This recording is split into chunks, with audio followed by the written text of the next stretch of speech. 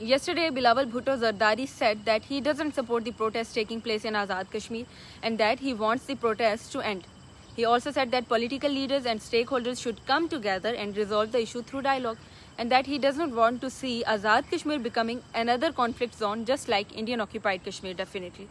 I agree with one thing, dialogue is important. Problems should be solved through discussions and understandings. But I would also like to extend a sincere invitation to Bilawal Bhutto Zardari Sahib.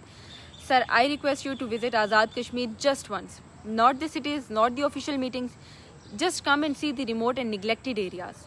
Even you can come to my village, Chakoti, cross the line of control and spend some time with the people who lives there. Come and see the condition of our roads. Come and visit our schools, where in many cases there are not enough teachers. Come and see how people struggle to get basic facilities.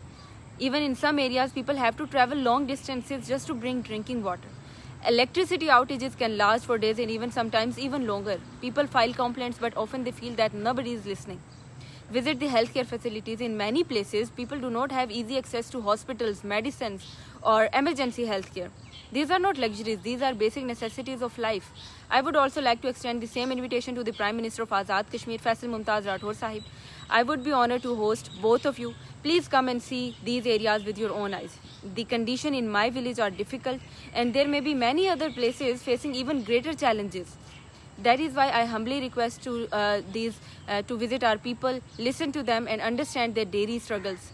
When you see these realities for yourself, you may better understand why people are protesting and why are they demanding their rights.